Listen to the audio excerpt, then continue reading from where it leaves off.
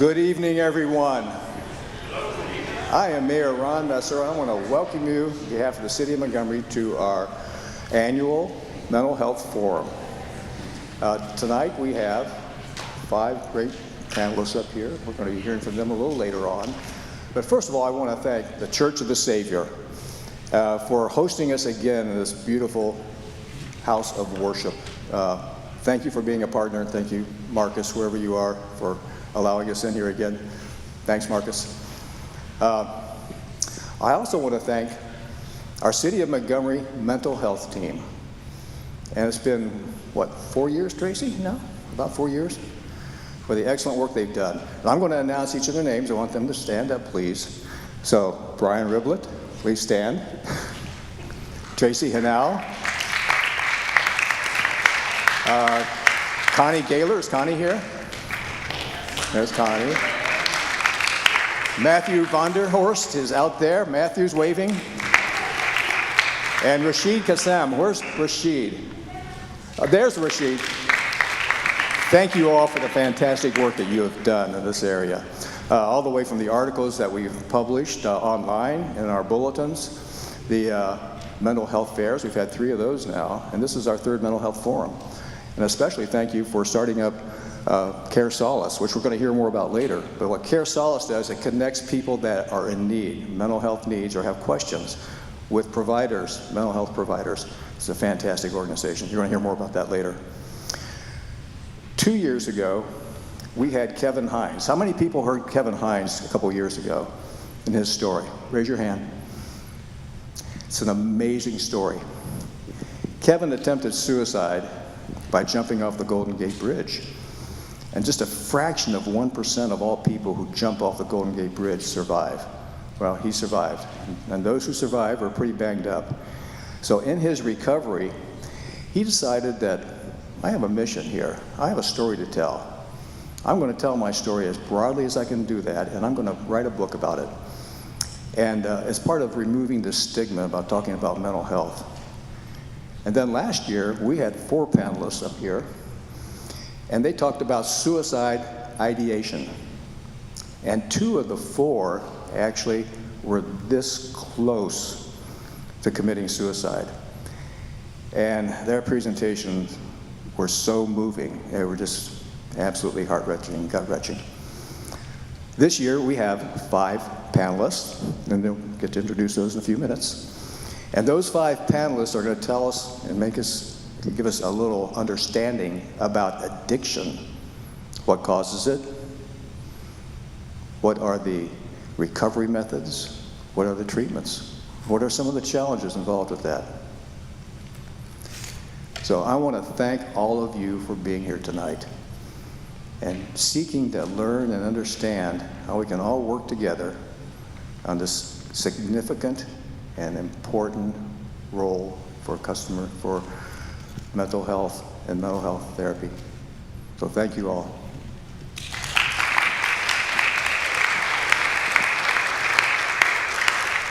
Next, I'd like to introduce the president of our county commission, and that's Commissioner Driehaus, Denise Driehaus. Thank you, Mayor. And thank you, Brian, for the invitation, and thank you to the panelists. So I just want to say that I'm the chair of the Hamilton County Addiction Response Coalition, which is why I love to come to these events and thank all of you for being willing to be participants in this conversation. The City of Montgomery is way ahead of other communities in Hamilton County when it comes to talking about difficult issues. And so I do want to applaud you and the work that you are doing, all of you, through the leadership here in Montgomery. These are difficult conversations. There is stigma that is around these conversations, and you are here to break down some of those barriers and learn from the individuals that have the expertise on how we can all be part of the solution here in Hamilton County. I'm going to convey one story because the Addiction Response Coalition is multifaceted, built around pillars: prevention, treatment, law enforcement, public health, hospitals, business community, faith community. We've got all the smart kids, as I call them, sitting at the table trying to solve for saving lives and getting people people into treatment and long-term recovery. But what really impacts you is when you actually see it work. And so I went with the quick response team. This is a team, a peer person and a law enforcement person that goes out after someone has overdosed. Within that window of time, it's like 3 to 4 days, when those individuals are most likely to say yes to going into treatment. And so we do that. It's countywide. And so I went out with the quick response team. We went to a door. There was a young man. He was in his late 20s. He had 2 kids in the home. He was living with his mom. He answered the door. This is the individual that had overdosed just a couple days before and almost lost his life. And so with the peer, and you're going to hear from peers, and law enforcement standing there, they talked to this young man and said, "You almost died." And then the kids are looking through the drapes and looking through and looking out and seeing what's going on. And we realized how much he had to live for, and said, "Please listen. We're here to help." That day, with us, he left his mom's house, packed up a bag, came with us, went to the engagement center where they do a triage, figure out what's the most appropriate way to convey him into treatment, whether it's a residential or outpatient, and got him on the road to recovery, and he's on the road to recovery.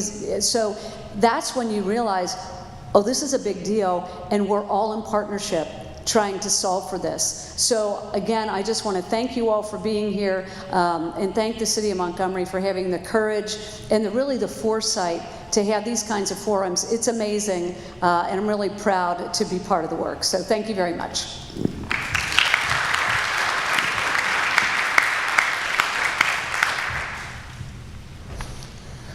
Thank you, Commissioner Driehaus, and thank you, Mayor Messer, and thank you all for being here tonight. We'll get right into the program to keep this moving.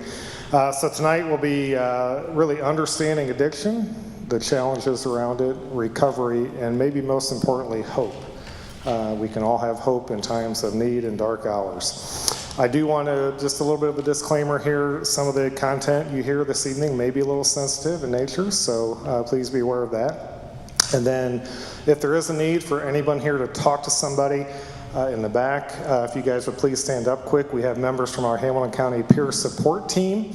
So if you know somebody who needs help, or if you want to talk to somebody about help, they'll be happy to talk to you one-on-one. So our first presenter this evening will be J.B. Whitehouse. J.B. is a sober man in recovery.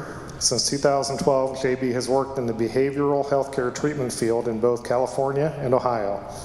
After getting sober in 2011, J.B. has worked in almost every capacity in the treatment field and has dedicated his life to helping those who find themselves in the position he was once in. J.B. currently serves as the Chief Executive Officer of Ohio Community Health, a substance use and co-occurring mental health disorder treatment facility in Cincinnati. Please welcome J.B. Whitehouse.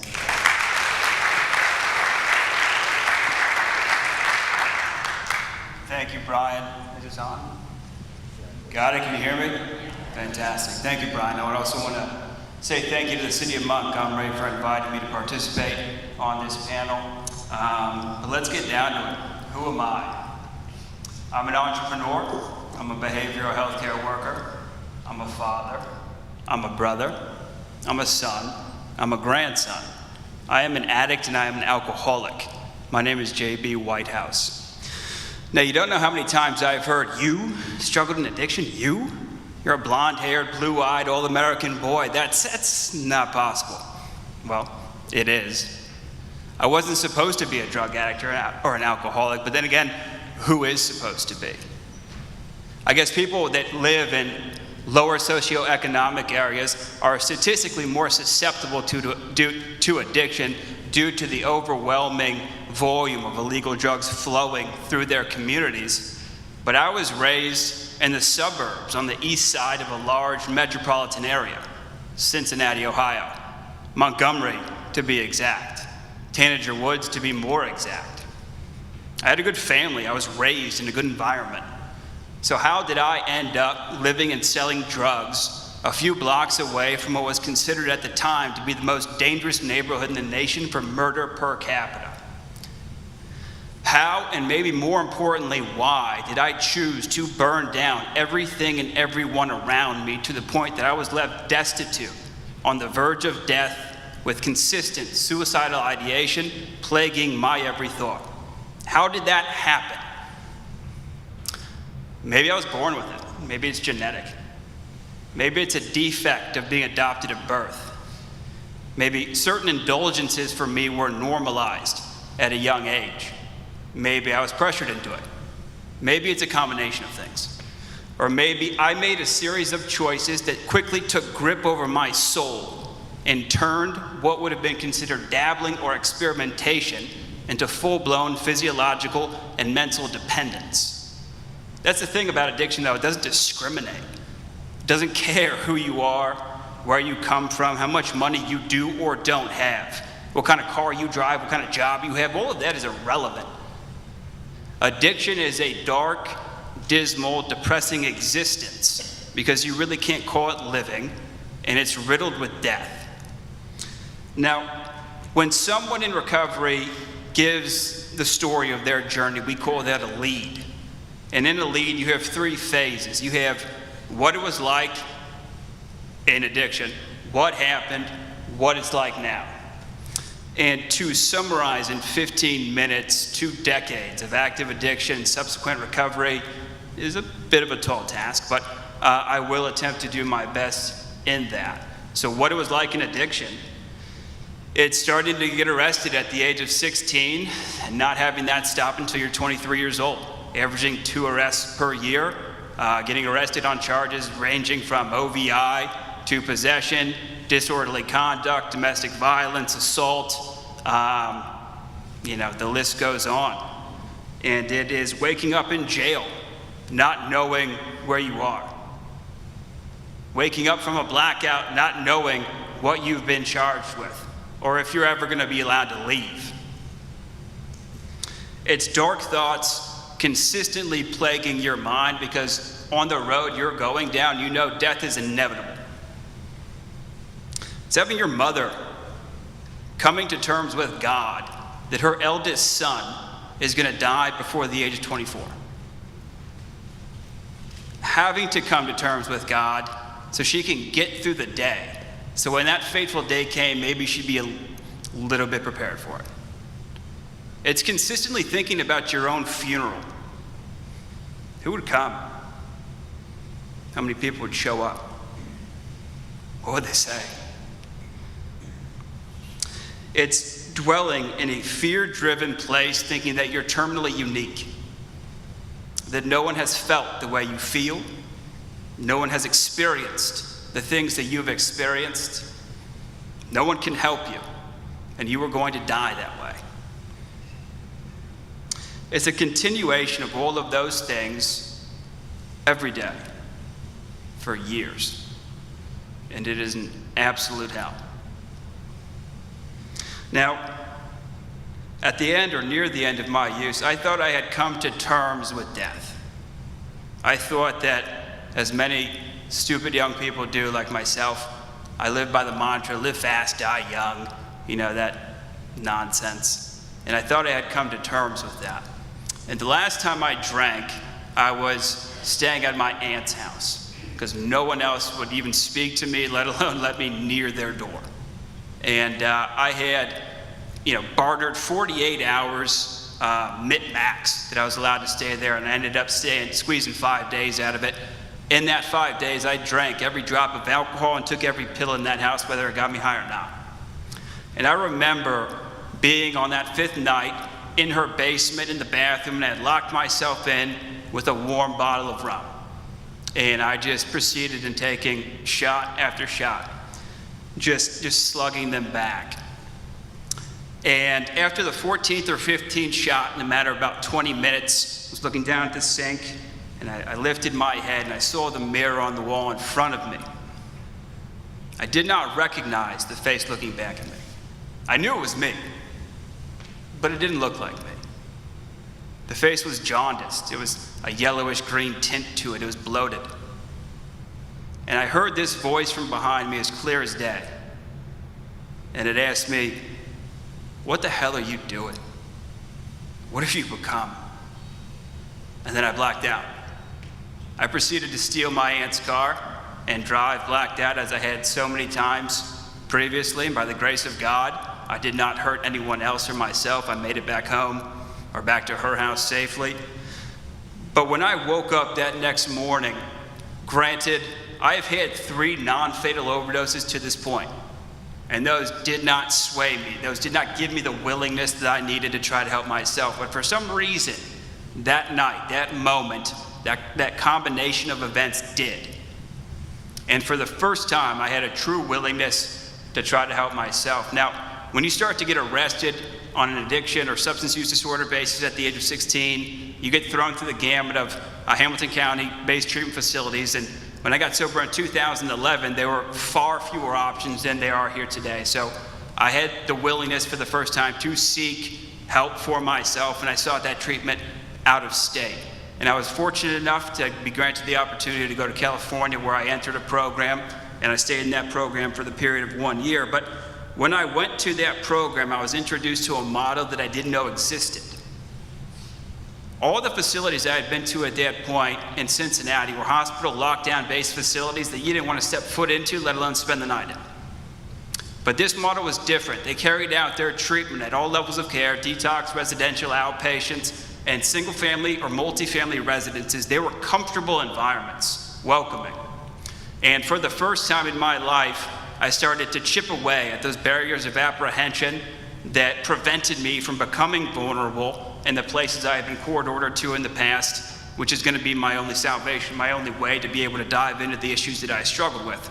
So slowly but surely, in those welcoming environments, those shields came down, and I had the ability to dive into the issues I struggled with on a clinical and therapeutic basis. And working with psychiatrists, therapists, case managers, and diving into the core issues that I struggled with as an individual, because drugs and alcohol are but a symptom of something bigger within me that I had no comprehension of in relation to what to do with it, or even how to address it, identify it, or especially not how to create the skills and tools necessary so I didn't use drugs and alcohol as a coping mechanism.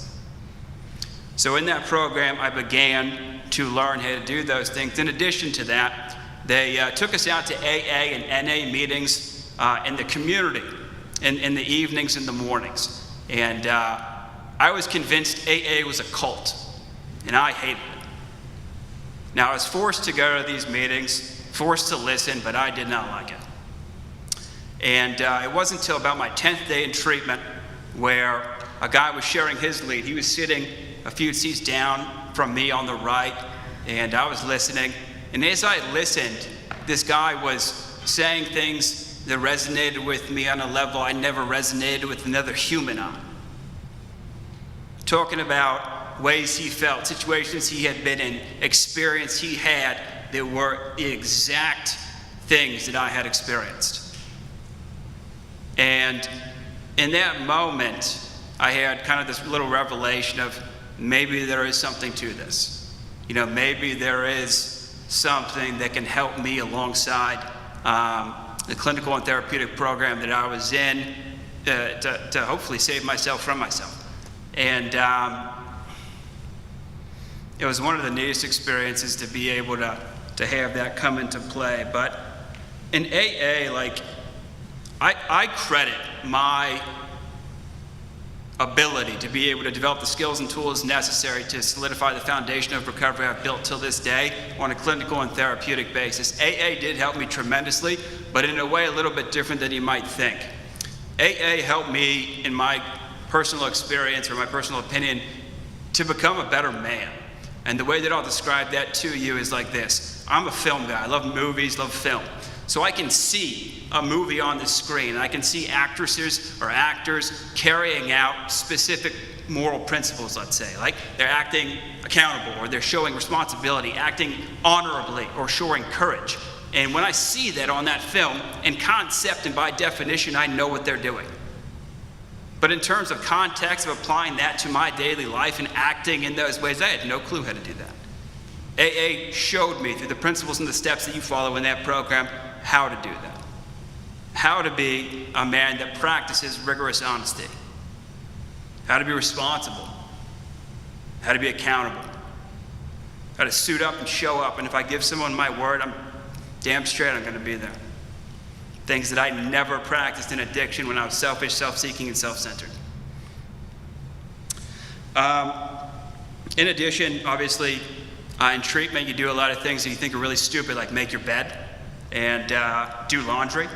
You know, and I just hated that. Like, what does this have anything to do with my recovery at all? You know, but I learned in time it was actually healthy habits of routine, getting the routine of doing things consistently, getting the routine of doing things that you should do on a daily basis that you can now attribute to your recovery and carry with you moving forward. So I went through that program, and I went through that program for the period of 1 year. And when I had a year of sobriety, they asked me, hey, do you want to work for the program? And I said yes, jumped over the opportunity. I started working on an operational basis in a men's residential facility and did that for about 6 to 8 months. They saw that I had traits and abilities that leaned more toward kind of an administrative role, and they asked me, do you want to interview for an admissions position and help people who are coming into treatment? I said yes. I ended up getting the job, and since then I've worked in pretty much every capacity you can work in without having a clinical or doctoral license in the behavioral health care or addiction treatment field. And I'm going to defer to a quote. I believe it's by Mark Twain, but the best 2 days of your life are the day you're born and the day you find out why. I live my why in the work that I currently do. All the experiences that I have been through to this point, not only in addiction but in recovery, has put me in the position to be able to help the same people or the people who are in the same positions that I was once in.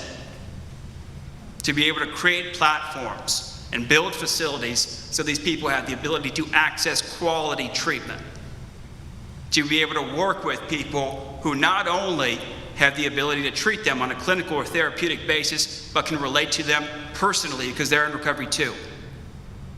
Because one of the insane kind of ways of thinking that I would hold on to, and I thought I was terminally unique, was you don't know me, you don't know what I've been through, you don't know what I'm capable of. How are you going to help me by something you read out of a book? That's a warped perception. That's a warped way of thinking. But when you have the ability to bridge that gap, not only with a clinical license or a doctoral license, but also with firsthand experience, you have the ability to impact someone's life in the likes of which they've never been impacted before. And that's where real change occurs. So now I serve as the Chief Executive Officer of Ohio Community Health Recovery Centers, and I made it a mission to be able to deliver the quality of care that is offered, usually on a private basis, but available to make it available to the entire community and anyone wishing to seek it. And that is what I do. Wow.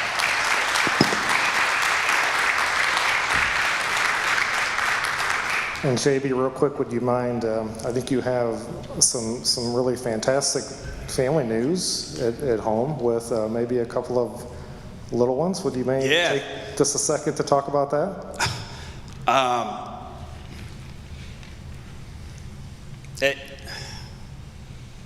I usually am not short on words. So on February 12th of this year, I had twin girls.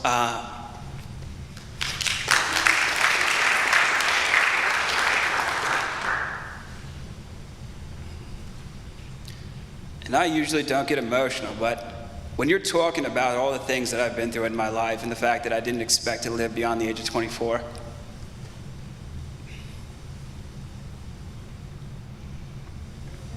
and you can fast forward that, 13 years sobriety, God willing, in November 14, and then to be able to have a family and do something that you feel you are meant to do and impact other people's lives, and be able to be a part of the most beautiful thing you've ever had the opportunity to be a part of. Thank you. Thank you.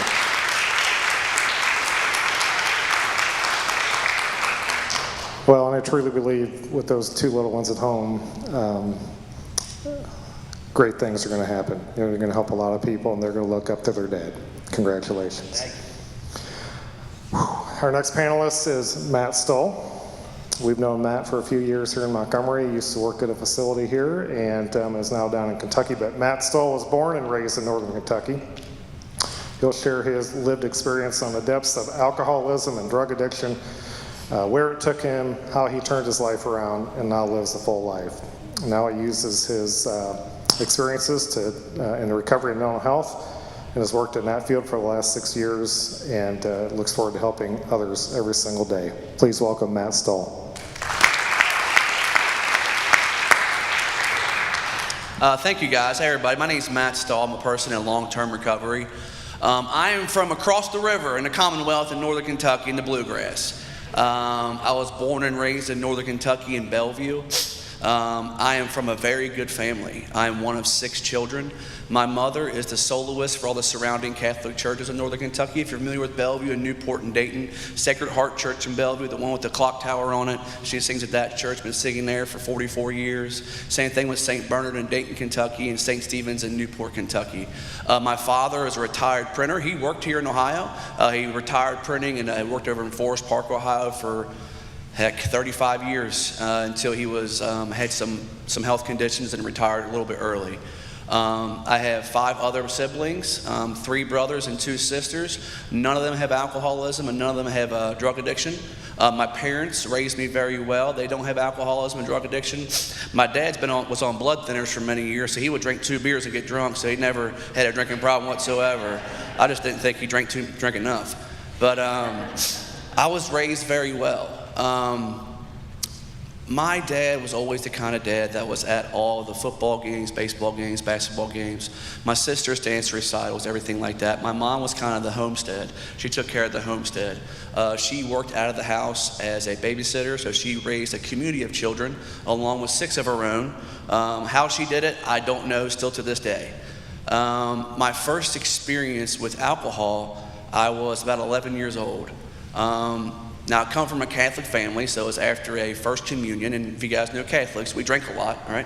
And there was a cooler full of warm Fosters and warm Budweiser. And me and my buddy, we snuck in, stole the cooler, and went to his backyard, and we drank all this beer. My experience with that was nothing magical really happened. I got drunk, I got dizzy, I puked. We played basketball in the alleyway there. I didn't really like it. It was warm Fosters and Budweiser, so it didn't taste very good. And if you fast forward that maybe I was about 12 or 13 years old, I was just starting high school, and my buddies got a half gallon of Barton's charcoal filtered vodka. That's an important memory that I have because that's the day that I got something that we call in recovery rooms, the effects produced by alcohol. Growing up as a kid, I come from a very big family. I have a lot of friends growing up. Where my parents' house was kind of like in the dead center of town. We moved once my whole entire life, and that was just to get closer to the church so my mom could walk to church instead of have to drive. And my electric was always on, food was always on in the fridge. My mom makes the best Kool-Aid ever. So I had a lot of friends. I don't think it was my charm. I think it was she made the best food and always had Little Debbie's on the kitchen table, always cooking something. So I had a lot of friends because of that, I think. But even amongst all those friends and my loving family, which I know loved me dearly, I just didn't felt like I quite fit in. I didn't feel comfortable in my own skin. I didn't know what was wrong with me, but I'm sure there something was. And I've talked to a lot of people in recovery and people that haven't gotten sober and people just starting in recovery, and a lot of them share that same experience, just not feeling okay with themselves, even at such an early age. And when I found that, when my buddies unsheathed this bottle of Barton's charcoal filtered vodka, if you don't know what it is, it's about $13 a half gallon. It's not very good. And we drank this bottle. I got about 3 or 4 pulls off of this bottle, and something happened. All of the insecurities I felt for the years I was a kid just went away. I was okay.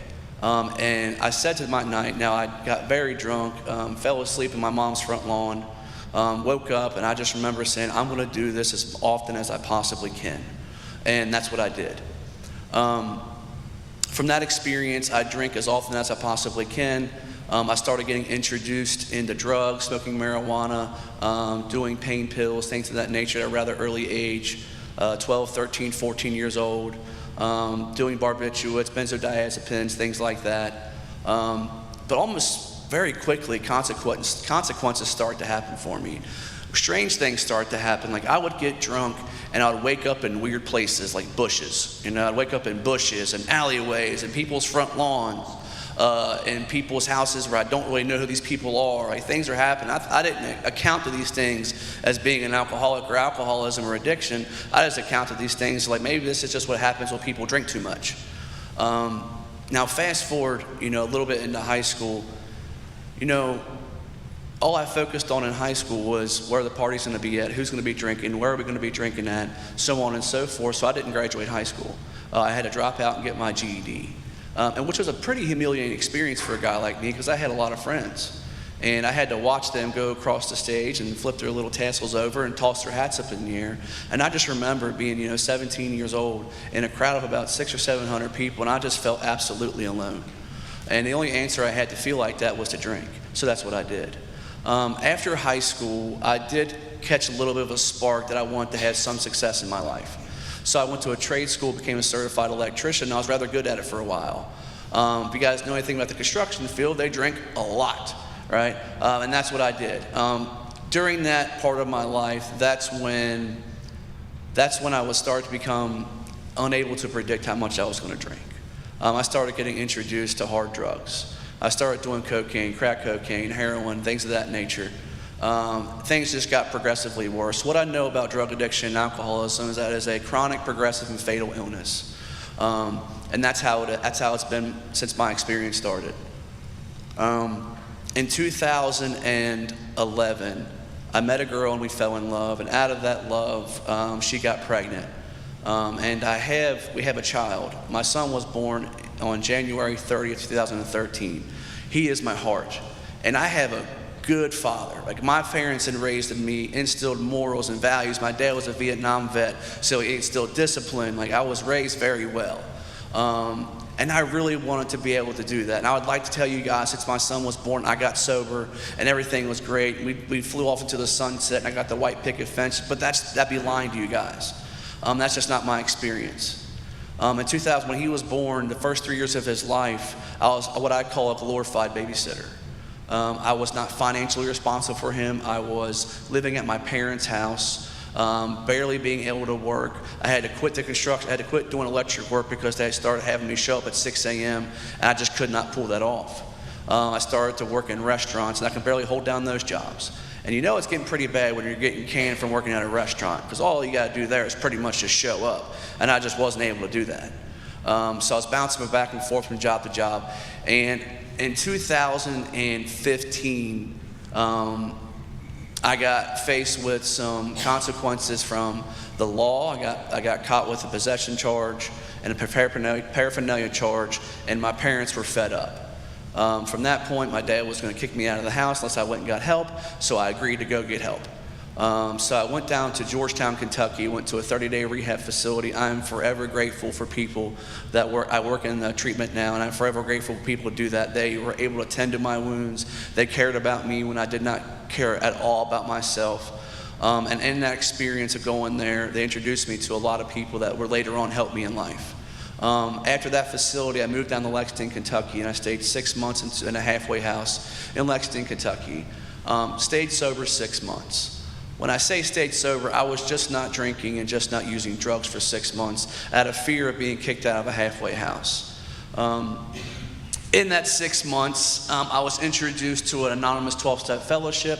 I was told to get a sponsor in that fellowship. I was told to do the suggestions that are being told to do in that fellowship, and I did get the sponsor. I did not listen to him whatsoever. I did take 0 suggestions. I had other plans and ideas. I could figure this thing out. And within 6 months, I got kicked out of that halfway house for not following simple rules like don't stay gone for 3 days at a time. And I did that, and they kicked me out. And what do I do as a result of that, not being able to applicate principles into my life? I quit my job I had down there at Gold Star Chili in Lexington, Kentucky that same day. I interrupted my father's life for him to come pick me up. And he was not happy about that whatsoever, but he loves his kids, and he didn't want to see me homeless, so he agreed to come pick me up, and I moved back into his house. 2 weeks later, I had a phone call from the mother of my son, and she told me, "Matt, if you can't follow simple rules in the sober living house, how do I expect you to be a father?" Me having 0 experience in recovery and the tools to be able to stay sober through that conversation or stay sober in life in general, my only solution to that was to drink and use. So that's what I did. So from 2015 up until December 4, 2018, I crossed every barrier I said I wouldn't. Every line that I said I wouldn't cross, I would. I started to take money from my mother's purse. I started to hang out more in the hoods of Cincinnati than my own home. I started to smoke crack cocaine. I started to inject heroin in places, not just my arms, like my neck. I started to do crystal meth, everything you could possibly get away from myself and get me out of right now, I was doing. I became an absent father from that point. I did not see my son until I was 6 months sober, and that was killing me every single day. My son went to school in the same town, but yet I could not get to him. Alcohol and drugs had me in its grips. It dictated my every existence, every move. Now, in December of 2018, a lot of things happened, and there are a lot of dark things happened in that 3.5-year period. I'm not going to tell you. I tell it a lot with people that I help in recovery, people that I sponsor in a 12-step fellowship, because it talks about that we should do that, go into our dark past. But in December of 2018, I was faced with more consequences. From my father being kicked out. He said, "You're not going to be welcome in my house no more unless you go get some help again." So I entered my night treatment facility. I went back to the same place I went before, ended up in Georgetown, Kentucky again. On my second night there, something strange happened. Now, I went to this facility with zero intentions on staying sober. I wanted to go there for 30 days, hopefully get back in my parents' good graces so I could go flop back in their house, use their electricity, eat their food, so on and so forth. I might get a job, I might not, who knows. But on my second day there of going through detox, all of a sudden I was always a man of prayer. I always prayed growing up. I went to Catholic schools, everything like that. But at that point in my life, it's been a long time since I had a conversation with God. And for some reason, I figured I'd strike up a conversation with God. So I remember getting down on my knees one night across from this twin-sized bed, and I just said a prayer like, "God, what do I have to do?" It wasn't a stark revelation. Nothing was answered at the very moment, but I woke up the very next morning. I declined all the detox medications that they were giving me, which was bizarre for a guy like me to decline free narcotics. So that's just strange for someone like me that loved narcotics to decline free narcotics. And I embraced that detox for the next week and a half, roughly. 3 weeks later, recovered members of an anonymous fellowship came into that facility and spent a whole Sunday for fun and for free. They weren't being paid to be there. They were there to just share their experience on how they got sober, how their lives were, exactly what JB was just talking about, what they were like, what happened, and what they're like today. And in that moment, I knew that they were just like me, but also at the same exact time, absolutely nothing like me. I went to that facility. I weighed 165 pounds, soaking wet. My complexion was gray. I had track marks up and down my body from drug use. My liver was inflamed from drinking so much alcohol. I had a Southwest Airlines duffel bag full of clothes that didn't belong to me. The duffel bag didn't belong to me. I had a cell phone that didn't have service. It was my sister's cell phone. I was going around the Wi-Fi spots and calling drug dealers.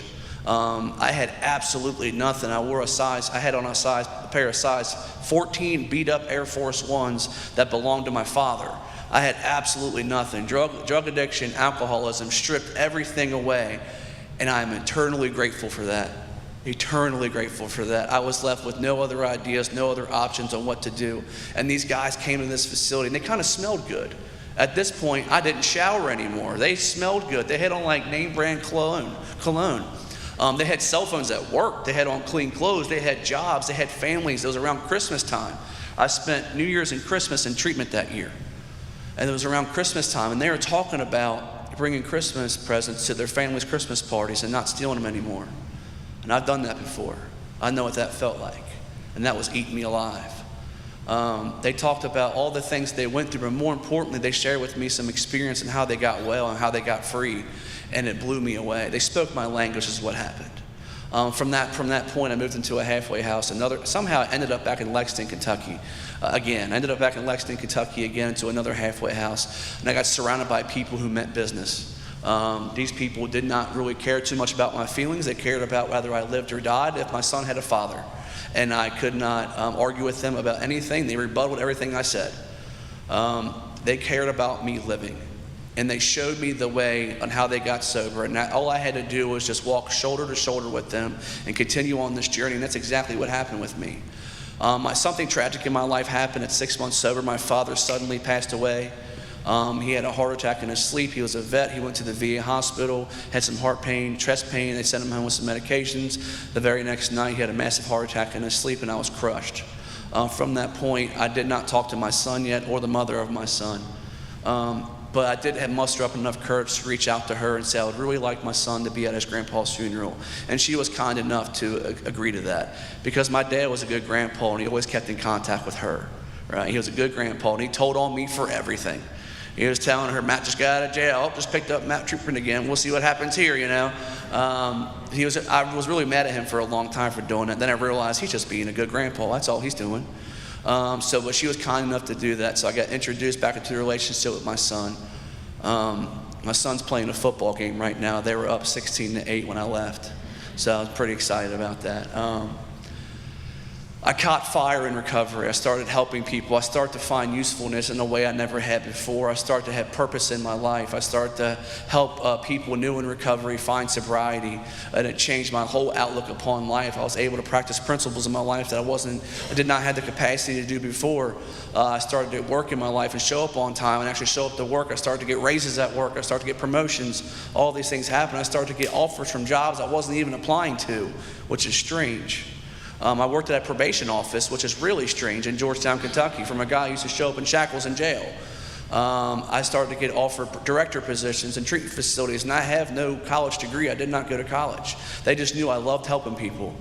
And things started happening for me. Through that being introduced back to my son, I do want to share this real quick. In the recovery process that I do, and a lot of us do, there's a part of an amends process. And I remember having to make amends, which was a big one, to the mother of my son. And in this process, I tell her exactly what I did, how selfish of me was to do this, how unloyal I was, what I stole from her, all of these things. And I asked in this process, I said, did I leave anything out? And I assure you guys, she gave me a laundry list of things that I left out, right? Because we really don't know how we harm people sometimes. We really don't know the amount of harm that we cause. And in this process, then I sum up with the final question: is there anything possible I can do to make this right? And she goes, Matt, it's not possible. There is no way you can do anything to make this right. We got married July 20th, 2024, right? We have a house together in Villa Hills, Kentucky. We share bills together. We are fixing our front patio right now as I speak, and it's driving me crazy. My back hurts. Like, all of these things have happened because of the program of recovery and the process of recovery, and people have been introduced that have lived experience, and also the professionals that were able to tend to my wounds and really care about me when I could not care about myself. I moved out of Central Kentucky and moved back here to Northern Kentucky in the Cincinnati area, and I started working for the local facility here in Montgomery, and it's been awesome. You know, I got introduced to the city of Montgomery through my expertise, through my exploits of working for that facility.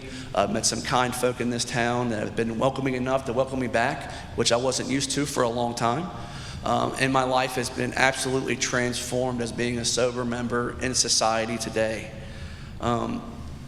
It's really cool. I don't miss any of my son's anything. He knows where I'm at every second of the day. He is my absolute heart.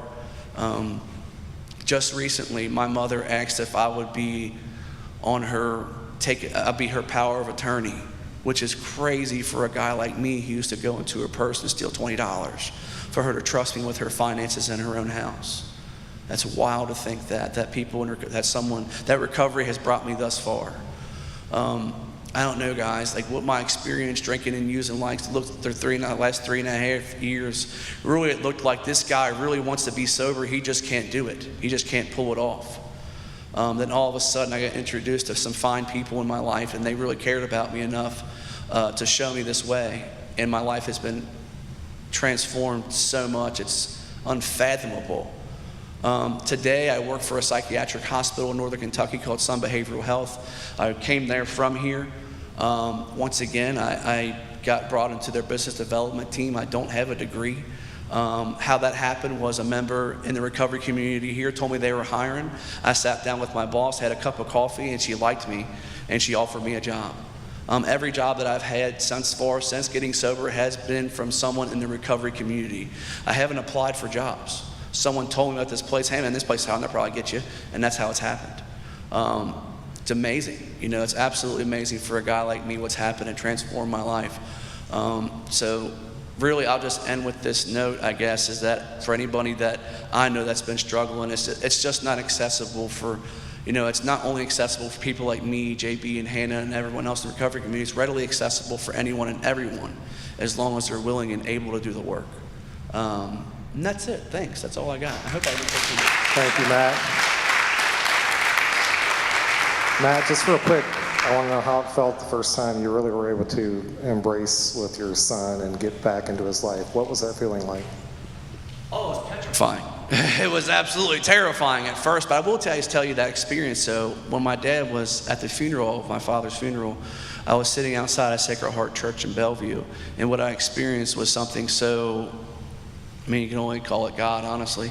I remember this has been 4 years since I laid eyes on him, and he immediately saw me and ran up and gave me a hug. In 4 years of not seeing his father. If that ain't an act of providence, I don't know what is. You know what I mean? But yeah, he drives me nuts sometimes. We all got kids, and a lot of us have kids, so they'll drive me nuts. But I'm his #1 fan, and it's been amazing. It really has. Yeah. Thank you, Matt. Thank you.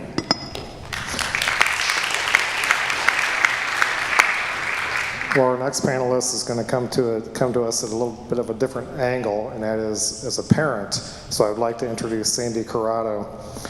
Sandy is here to share about her journey dealing with her son's addiction to drugs and alcohol for 16 years and the impact addiction has on family members.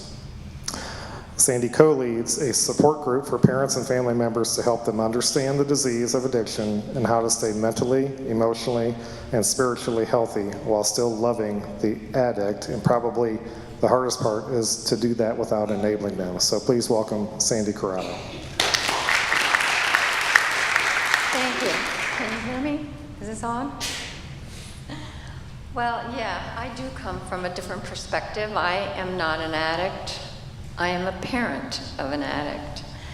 And addiction affects the family as well.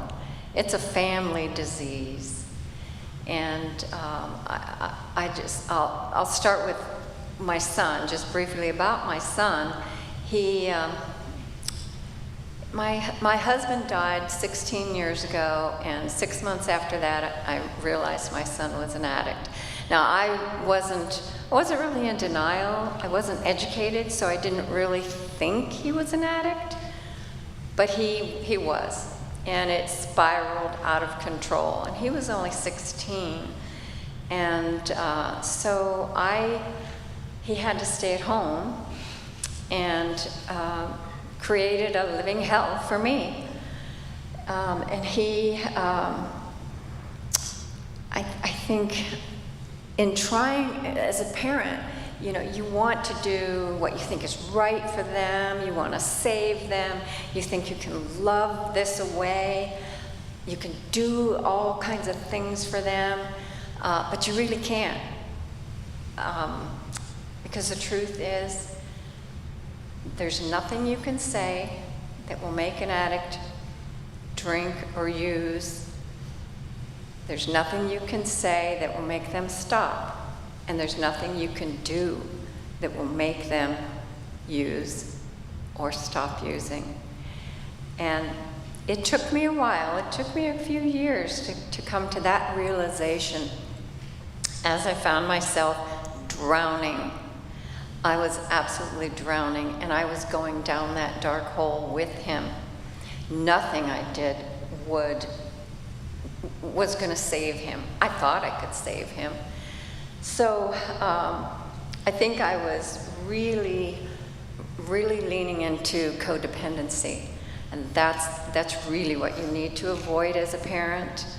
Codependency can look like you make excuses for them, for their behavior.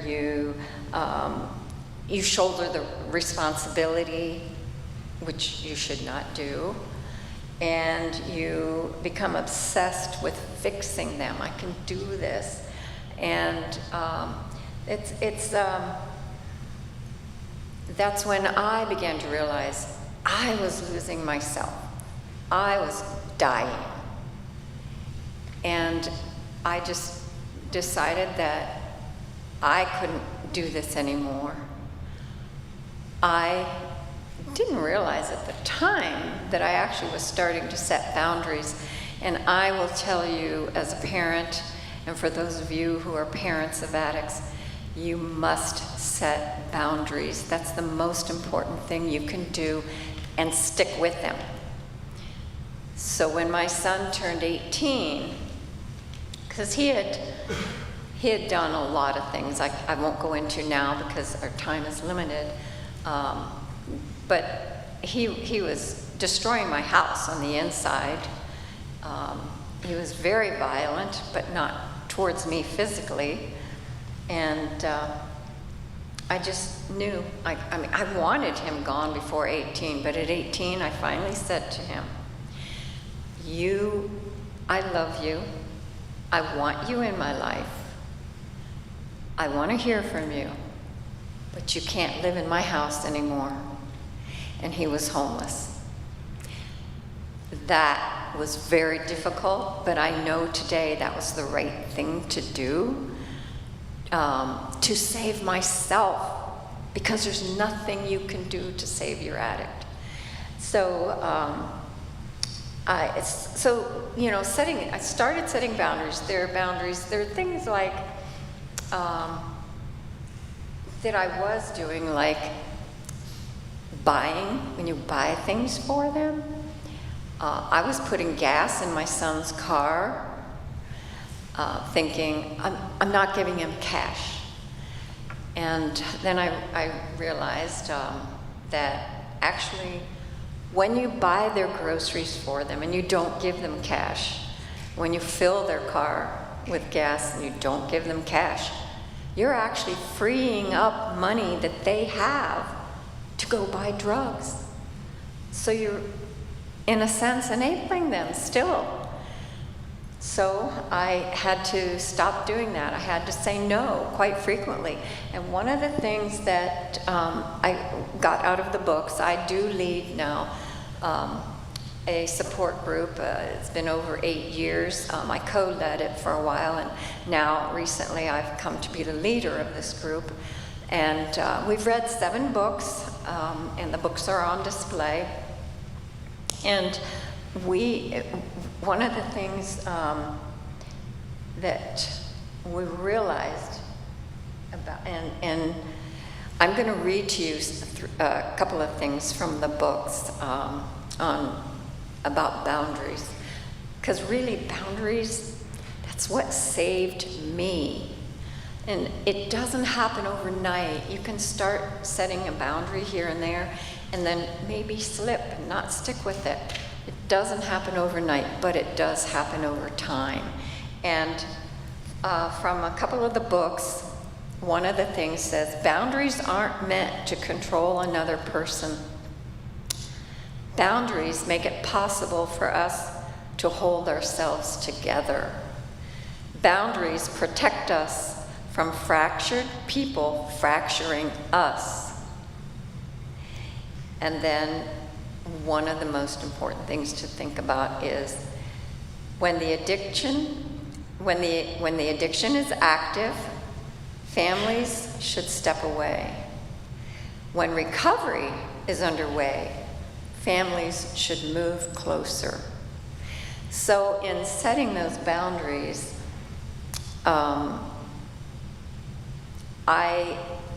first of all, you don't answer their question yes or no right away. Even if you know what the answer is, don't answer right away. Just tell them, I'll think about that and I'll get back to you. And because sometimes that does give you a chance to really think about it and put it into perspective. Because initially we really all want to say yes to whatever their needs are. I remember one time my son was homeless and he was texting me, Mom, you're starving your child. Please put some food out by the mailbox. I didn't. Actually, that text I didn't respond to. And sometimes no response is the best response. And I think let's see, make sure I've covered everything. I'm a Christian. I'm a believer. I have very strong faith. And for me, I do believe that that's what helped me with being able to, move forward and set these things. I did so much by myself. I had no one to turn to until I got this support group, which was, I digress. I prayed a lot, and I leaned on God a lot, and that really, really did help me. And then, by the grace of God, I got this phone call one day saying that someone was going to start a support group and invited me to come to that first meeting. And he was there. His name is Mark McKiernan, and he started a support group. Eventually, the support group was for parents, because we have to take care of ourselves. We have to take steps so that we don't go down that dark hole with our addict. And so from that day on, more than 8 years ago, I've been in that support group, and now I'm the leader. And what I want to say is, if you're struggling, contact me, give me your, my husband is going to be sitting at the table back there, and he will take your name and email and phone number. Our group meets once a month at my house. I live here in Montgomery, not far from this church, and we are about helping each other, supporting each other. Like I said, we've read 7 books so far for us, not for the addict. And of course we talk about our addict and what's going on, but then what are we doing? What can we do? And so many now of the people in the group have said they now know how to love without enabling. Setting boundaries, which doesn't mean, I don't love you anymore. No, you can't.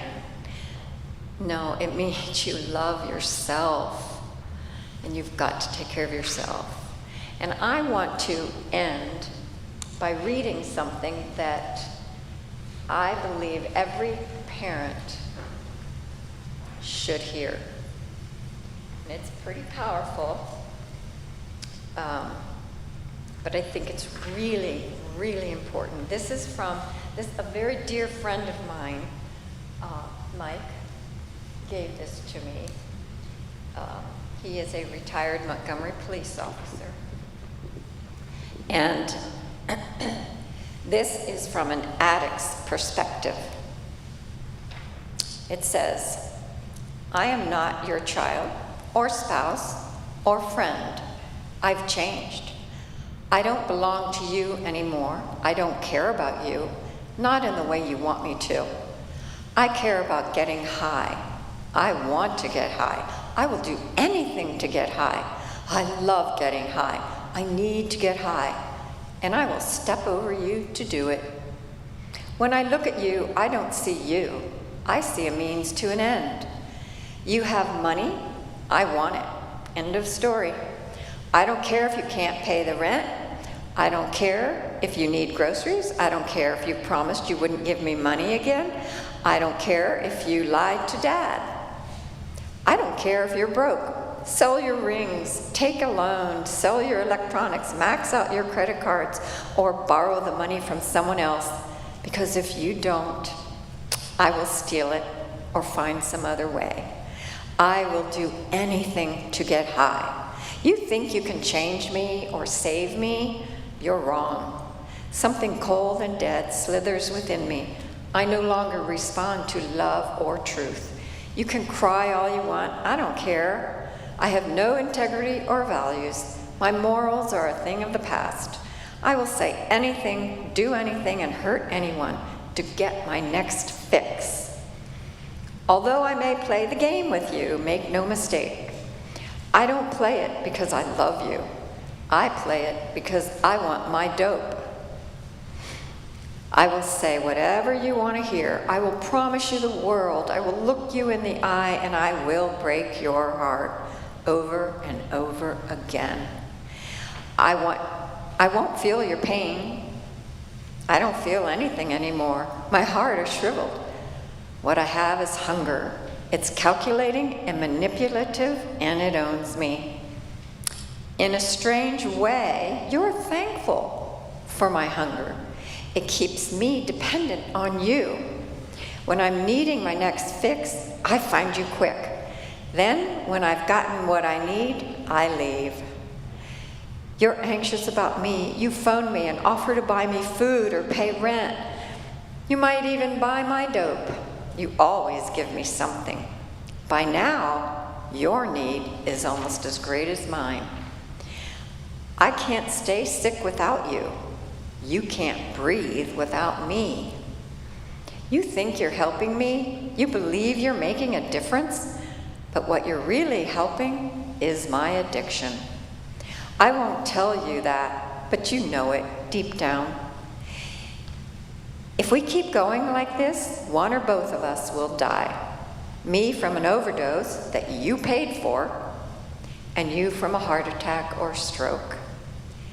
You'll wait years for me to change or see the light, and I will take full advantage of it. You will keep my secrets and protect my lies. You will clean up my messes and bail me out. You'll love me to the exclusion of everyone else. You will change, growing more bitter and resentful. You will hide from your friends and isolate. You will hate.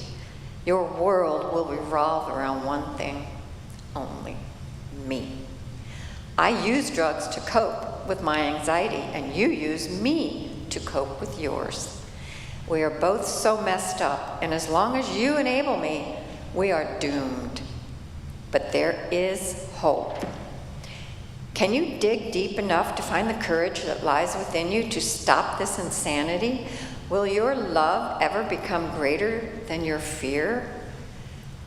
Would you be strong enough to reach out for help? Will you learn to say no? Will you allow me to experience the consequences of my actions? Will you love me enough to feel your own discomfort and stop enabling me in my addiction?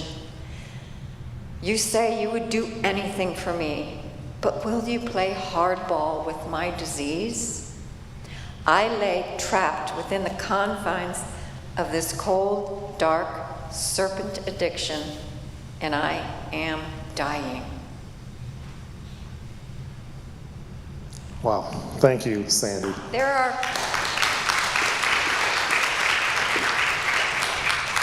copies of this back there if you would like to take one. So, Sandy, thank you so much for sharing. And I think that as a parent, that has to be extremely difficult to go through what you went through. And thank you for helping so many other parents and loved ones cope and set boundaries, which I think is extremely difficult. Okay, our next, and I find it interesting too, our first three panelists, they've all mentioned a higher power that has, at one point, was kind of a linchpin in their journeys. So I think that we all can learn from that as well. So our next panelist is Hannah Schilling. Guided by her own journey through substance use and mental health recovery, Hannah brings both personal insight and professional expertise to every role that she's in. A certified peer recovery supporter and peer support supervisor, Hannah is currently the Community Outreach Coordinator at Hamilton County Public Health, where she creates programs and delivers training that make harm reduction strategies easily understood, fully integrated, and widely available across Hamilton County. Please welcome Hannah.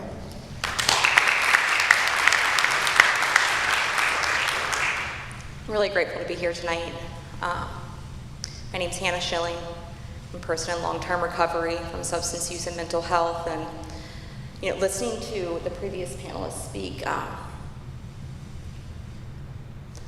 can remember my mother's face. The day she told me in the driveway on Thanksgiving that I wasn't welcome inside, and how heartbreaking heart-wrenching that was, to have, my disease come face to face with the person that I love the most in this world. At that point, Dad had supported me and guided me through earnest love and respect, but could no longer allow me to be in her home. And my daughter was inside there. She was raising. All I ever wanted was to feel okay being myself. From as early as I can remember, I never felt safe being myself. I never felt like I could tell the truth. I did not grow up in a great home. My parents both had substance use disorder and mental health conditions that were extremely difficult for me to witness and be a part of. My parents divorced at a really young age, and so my mom was a single parent. And I remember her often getting just so overwhelmed with the amount of responsibility that she had raising me,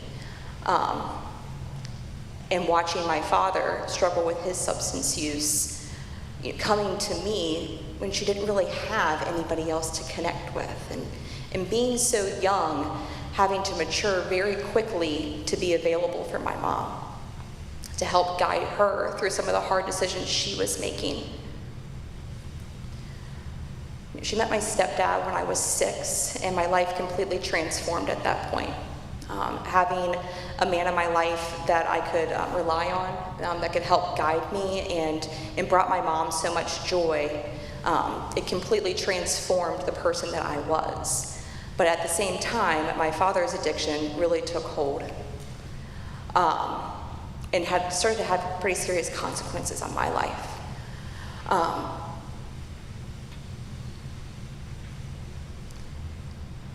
My dad made some decisions when I was really young to get me involved in some things that were really inappropriate in order to make sure his disease was managed. At that point, again, did not feel safe being honest, very scared to tell the truth about the situation that I was in and what I was experiencing. My dad decided to get married, and his life just started to change. And there really wasn't much room for me in his life anymore. And so it really reinforced this, I'm not safe being myself, I'm not good enough just being myself. And I found myself becoming what I thought everybody wanted me to be. I started getting really involved in sports. I was in all of the honors classes. I went to a Catholic school, and I was an altar girl.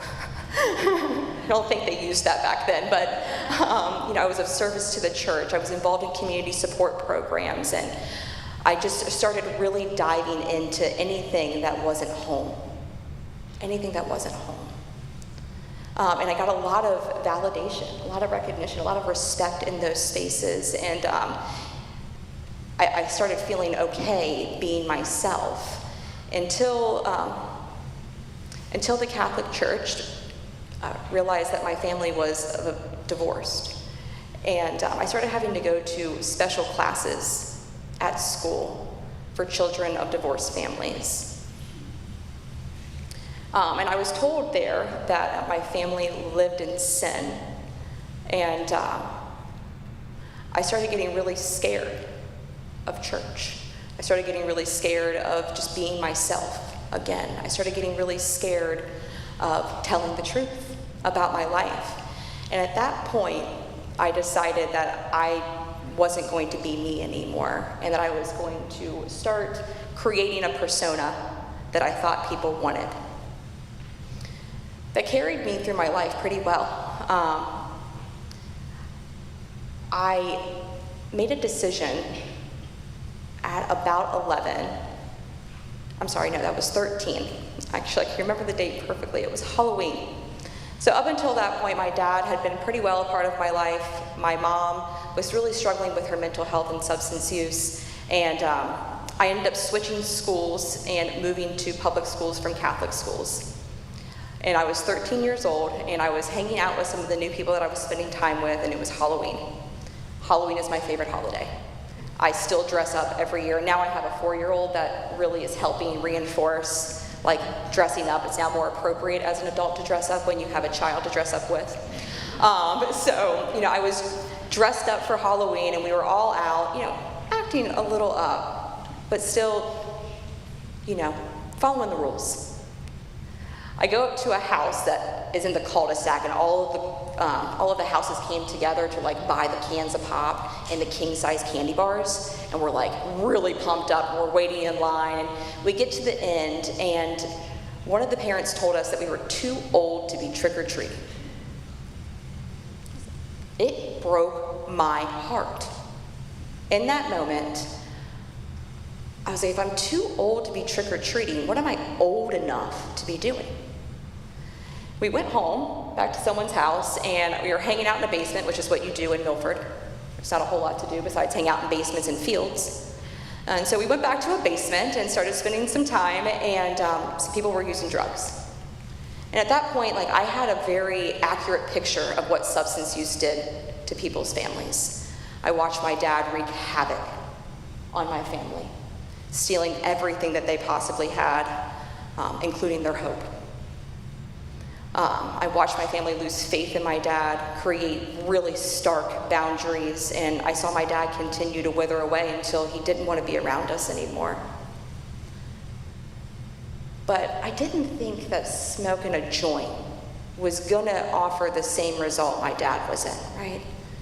So innocently, I made that choice.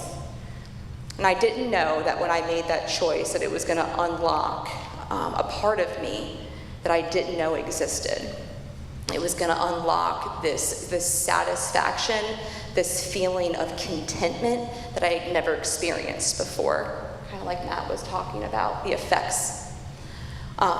You know, I do have that genetic predisposition. The environment that I grew up really didn't put me in a good advantage for not having substance use. And when I made that decision to start using drugs, I really felt like I had found the solution to a problem that I had been experiencing, which was myself. I finally started liking myself and enjoying who I was. It gave me this sense of courage, this sense of confidence, this sense of camaraderie that I had never had before. And so, like anything else that I did, I went all in, completely in that moment. Throughout high school, I continued to use drugs. I started using cocaine at 14 and got introduced to OxyContin at 16. When I graduated high school, I was completely dependent on heroin, yet I graduated high school with honors. I went on to college and found myself pregnant at 19. At this point, I have an apartment with the guy that I'm living with, and we're doing okay. We have to borrow money from my mom every once in a while, but we both have jobs, and I'm going to school. I never wanted kids. I grew up as an only child, and when my mom had my sister when I was 10, it destroyed my life. Being an only child and then having to share time, space, and energy with someone else completely blew my mind. And I ended up being more of a glorified babysitter than I was a sister. And so I really didn't enjoy being around kids.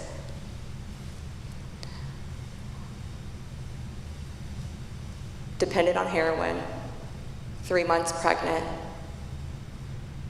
I decided to go consider an abortion. And I went downtown and to Planned Parenthood and was speaking to some of the folks at that space, and I realized that wasn't for me.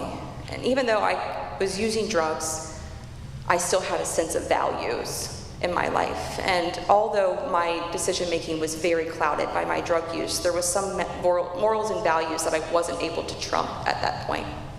So I made a decision not to get the abortion, but I did not make the decision to stop using. That was, however, the first time I had a true desire to stop. At that point, I really hadn't experienced a whole lot of consequences beside my parents being upset when I would ask them for money, my parents being upset when the cops brought me home, my parents being mortified by people finding out that I was using hard drugs. Those were some of the things, but I could deal with the disappointment from my parents. I had been dealing with that for some time. I didn't realize the harm that I was causing my baby while I was pregnant. It was very difficult to be connected to my body when I was trying to disassociate intentionally. When I was 8 months pregnant, my boyfriend and the father of my child got arrested in Indian Hill. We were on our way to go procure drugs. And I was in active withdrawal at the time. And so when he got arrested, I'd never been separated from him, never been without him since the moment that we met. And I remember going home, not to our apartment, to my mom's house, and telling my mom that he had been arrested, and telling her that I didn't feel well, that I just needed to rest. I had been in withdrawal for about 24 hours at that point, and the withdrawal put me into labor early. I told my mom that I thought I was in labor, and she took me to the hospital, and I told the nursing staff I was in extreme pain. I needed medicine right now. And they started giving me morphine, and it wasn't doing anything. I'm gonna get pretty graphic. I was vomiting. I couldn't control any of my bowels. And I would not tell them that I had been using drugs. I could not be honest. I was in labor for about 50 hours. I could not get honest. I ended up having an emergency C-section because my baby was in so much stress. At that point, I had been awake for so long that I ended up falling asleep, and when I woke up to the most horrific screams. And my mom looked over at me and asked me what was wrong with the baby. And I couldn't get honest. I let my baby suffer for a very long time because I could not get honest. At that point, my life got flipped upside down. Child Protective Services was brought in, and I started receiving some pretty hefty consequences. My mother was willing to take my daughter for me, and she took her home, or actually she stayed in the hospital for a while, about 2 weeks, so she could go through the process of stabilization. She received medication so that she wasn't in pain. I would come and visit her at the NICU, and I showed up one day, and there was a woman there that was holding her in a rocking chair. These are volunteers, they call them cuddlers. I came in and asked if I could hold my baby, and the cuddler looked at me and told me that I didn't deserve to. But from that moment, I turned around, I walked out, and I didn't see my daughter for a long time. Instead, I made a decision that I was going to try to redeem myself by having another child. I got involved in treatment services and got on medication to support my opiate use disorder and started getting really stable. I met another gentleman, because the one was still in jail, and decided that I was going to have another baby. I felt like I had completely destroyed the opportunity to be my oldest daughter's mom. And I wanted so deeply to do things right and to make things right, and I had no idea how to do that. At the time, that was the best I could come up with. I ended up having my second daughter, and through the entire pregnancy, I stayed involved in treatment. I got engaged with other people who had similar experiences with me, and I had a really beautiful pregnancy and birth. Unfortunately, in the county that I lived in, because I was on that medication that saved my life, I was not able to bring my daughter home. In 30 days, they told me that if I did not get off of the medication, that I wasn't going to be able to have my daughter. And so I went to my doctors and told them I needed to get off of the medication, and I did. I was so physically sick that I wasn't able to be present for my daughter. I wasn't able to care for her. I couldn't get out of bed. And her father was also going through the same process. And so both of us, at 3 a.m. on a night that we hadn't slept, and not everybody, many of you might know what it's like to have an infant, we decided to go find drugs so that we could care for our child. From there, my drug use just respawned, and it took me many years to get back to a place where treatment was an option for me. Child Protective Services slowly removed my daughter from my care. I didn't really see any reason to care about myself anymore. The value that I had at that point was being her mom, and when that was removed, I didn't see a purpose in me not using. That led me down a pretty dark path. I ended up downtown. I got involved in sex trafficking and human trafficking, found myself in places I never expected, making decisions that were never in alignment with the values that I grew up with. I lost all hope. People didn't want me around. People wouldn't even look at me. I remember I had somebody walk past when I was sitting in an alley just drinking some water, and someone spit on me. That's how low people saw me. I had people call me an eyesore, pathetic, worthless, waste of space, all while just trying to get warm in a library or trying to find shelter. If it hadn't been for somebody else that was also using drugs, sharing that there was a place where I could go to find connection and support, I don't think I would be here today. That person took me to what we call the Syringe Exchange, which is called Safe Services, stigma-free access for everyone. I went there and they gave me Narcan, which at that point I had no idea what was. They gave me equipment to where I'd be able to use safely and sterilely. And they gave me compassion. For the first time, somebody sat down and looked me in the eye and asked me how I was feeling and really cared what I had to say. I kept coming back every week, and it's that compassion that completely transformed my life. I started getting really curious about this person and their life, and they started sharing parts of their story with me. Through that, it built some trust. They were consistent, they were calm, they were caring. And I started asking about options for me.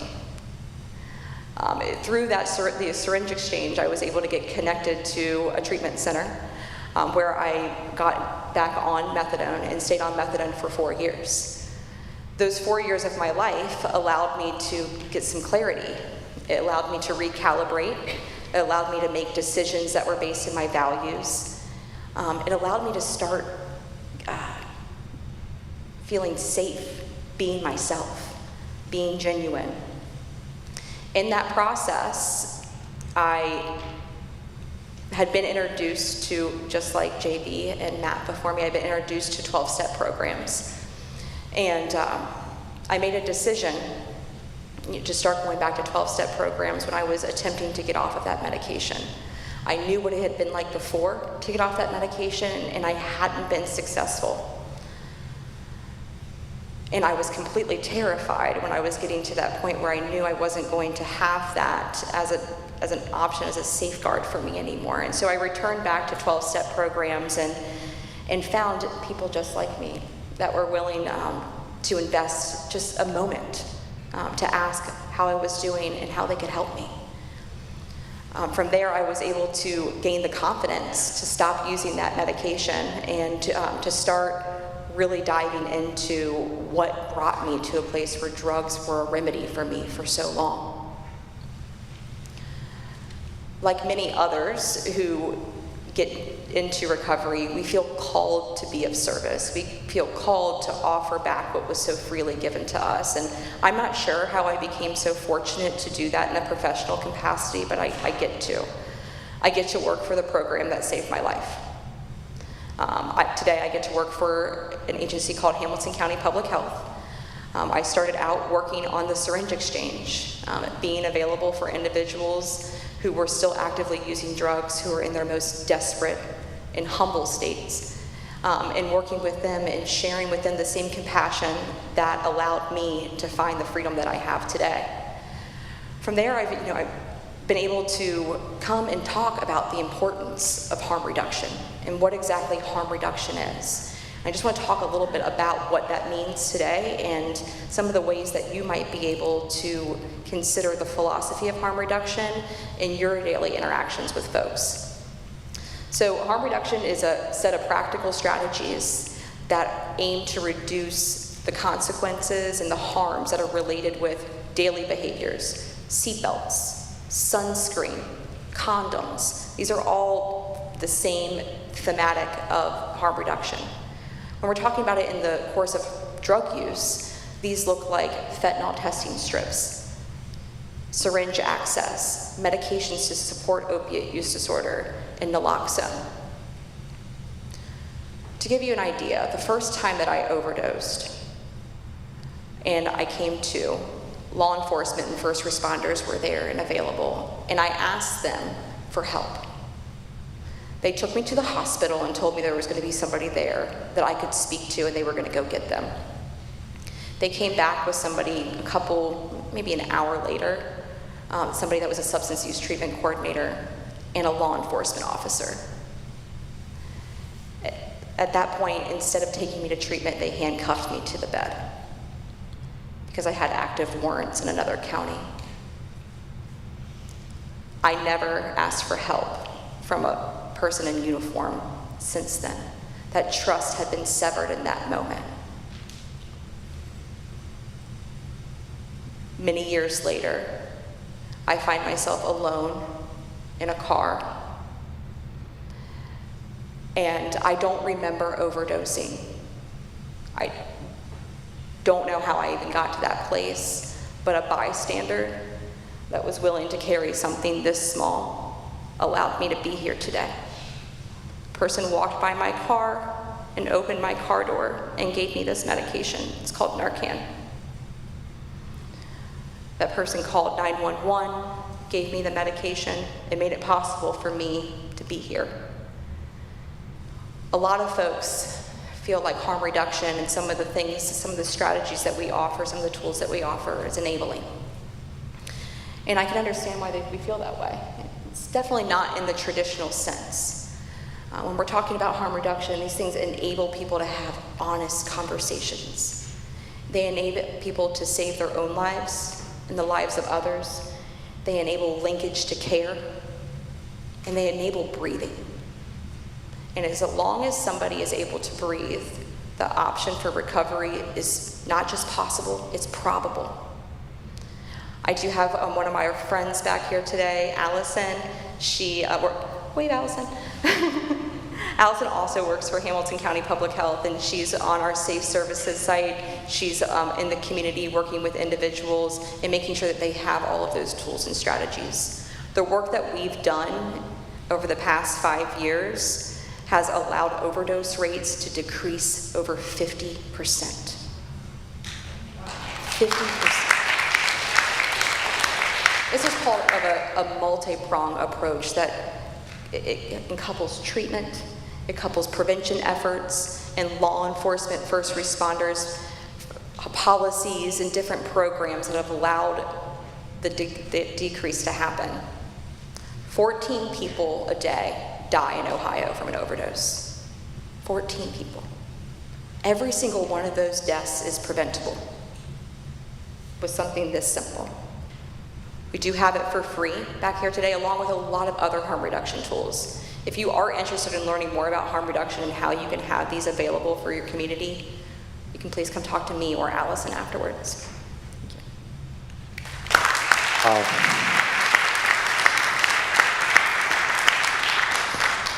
Hannah, thank you. That was incredibly powerful, and I really picked up on, you mentioned compassion, and it's amazing that, none of us know that a simple act of kindness or a kind word or a smile, you don't know what somebody's going through and how that may impact their life. So thank you for sharing your story. We're going to conclude with Katie Spencer. She's going to briefly talk about kind of the science part of this. And so Katie serves as a state behavioral health director at Brightview, where she oversees clinical programming and support teams in delivering high quality, evidence-based care. As someone in recovery herself, Katie brings both professional expertise and personal understanding to her work. With 9 years in the behavioral health field and 5 years in clinical management, Katie has gained extensive experience guiding and supporting care teams across multiple levels of service. Please welcome Katie. Well, thank you for having me. Thank you to Montgomery City and just the powerful testimony from the people up here. That's amazing. I know it's late. It's Thursday night, but we're here because this is really important to make sure that we continue the conversation and show people that there's hope, that there's a way to get help. So I'm really grateful to be here. I'm a social worker. Like I said, I work at Brightview Health. I went from treating patients to moving to more of a managerial position. I changed my passion from helping patients directly to helping clinicians become better clinicians and ultimately helping patients. At Brightview, we are outpatient treatment. I'll talk a little bit about the behavioral health side of things. So at Brightview, we have the medical component, and then we have the behavioral health. And really, it's the marriage of those two things, the combination to help people, because addiction affects the whole person, and so treatment should treat the whole person. When people come into our centers, we're all over. We're in 5 states. We're 36 centers in the state of Ohio, and you can make an appointment or you can walk in. And we know that when people make the decision to want to get help, we're not going to say, great, we'll see you tomorrow at 2 o'clock, or next Wednesday, we'll have an appointment for you to come in. We know that that person might not make it to that next appointment. And it's really important that we seize on that moment to give somebody some help. So our team is very caring and compassionate. And really, I think that's what sets us apart, treating people with dignity and respect. And that's why I feel so proud to work at Brightview and continue to, come and talk about our treatment services, because I believe so much in what we do.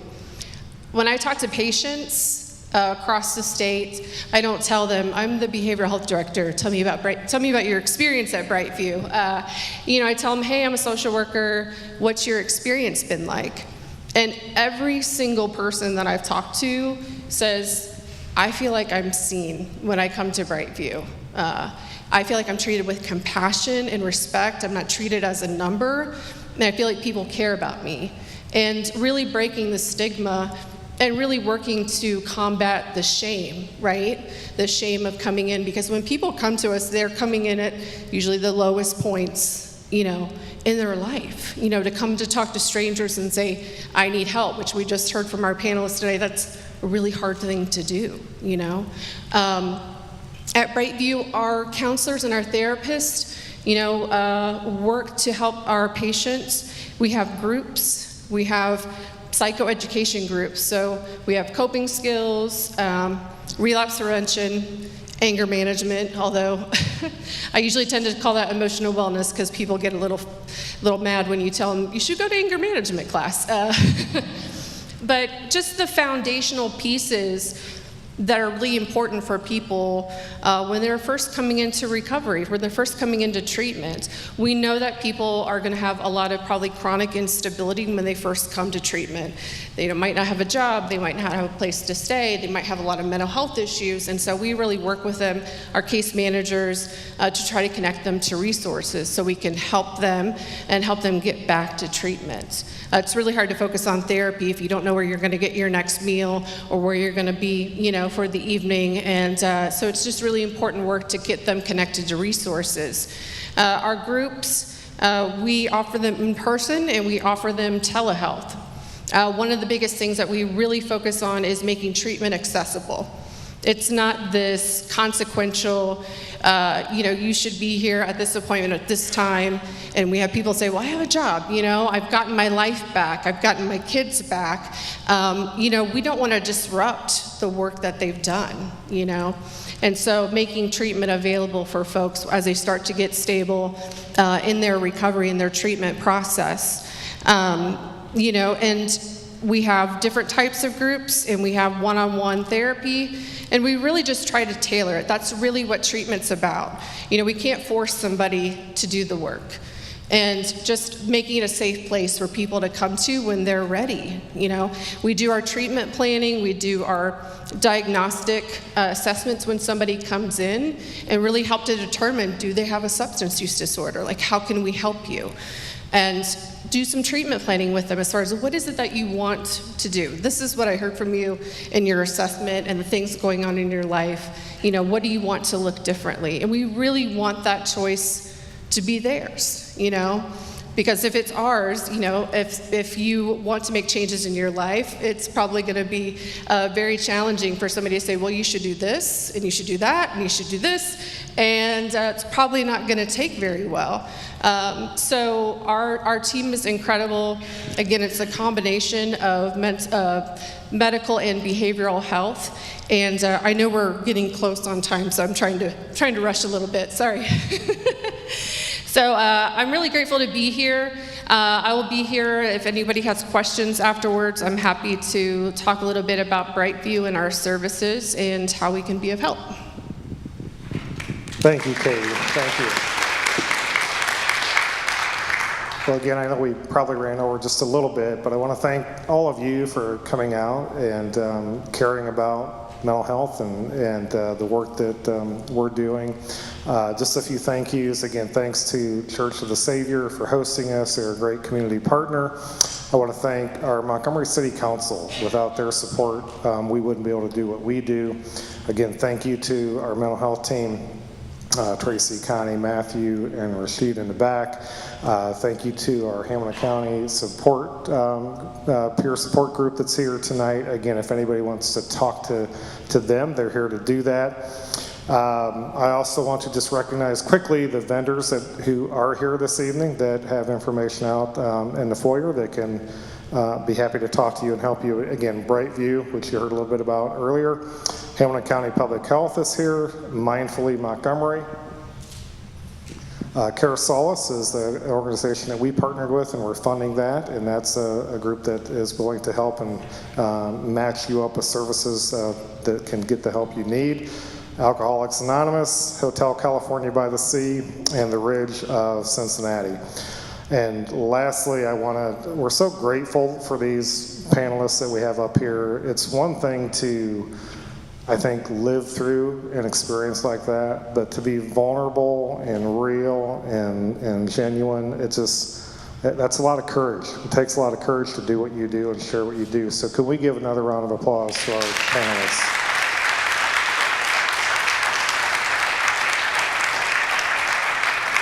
And with that, I think we'll wrap up, but I'm sure they'll be willing to hang around for a couple minutes if anybody has a question that they want to talk to them about. But again, thank you so much for caring about this topic, and have a great evening. Thank you.